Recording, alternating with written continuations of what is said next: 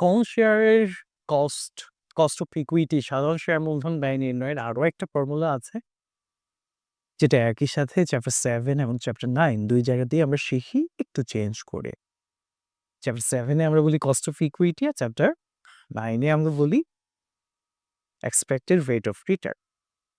কি এটা? এই মডেলটাকে বলে CAPM, capital asset pricing model. এই মডেলটার নাম আমরা শিখেছিলাম কোথায় বলো তো? একেবারে ফার্স্ট চ্যাপ্টারে, উইলিয়াম শার্ফ। ইয়েস। তাহলে কস্ট অফ ইকুইটি বা সাধারণ শেয়ারের ব্যয় নির্ণয়ের তৃতীয় ফর্মুলা, থার্ড ফর্মুলাটা হচ্ছে CAPM, capital asset pricing model বা মূলধনী সম্পত্তি মূল্যায়ন ধারণা। চলো দেখে নেই ফর্মুলাটা কি হয়।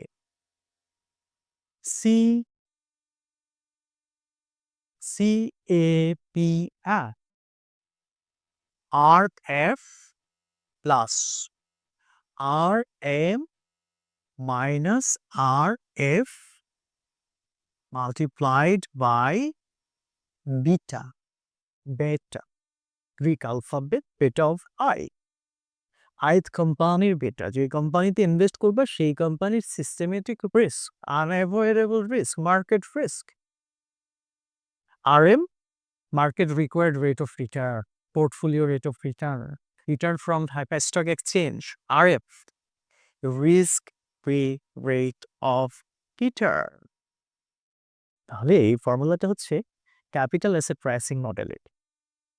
সিম্পল মনে রাখার সহজ ফর্মুলা হচ্ছে RF, risk free rate of return দেওয়া থাকবে, বেটার ভ্যালু দেওয়া থাকবে, তখন আমরা এই ফর্মুলা ইউজ করে কস্ট অফ ইকুইটি ক্যালকুলেট করব।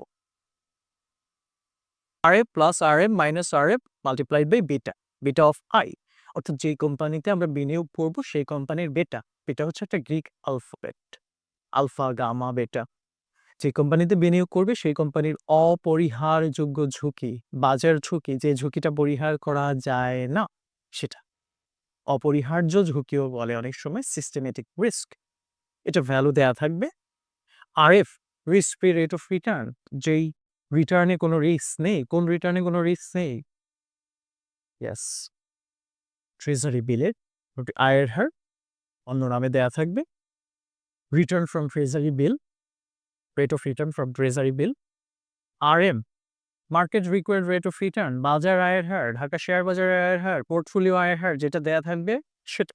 ঠিক আছে, তাহলে আমরা একটা ম্যাথ করে দেখি তো।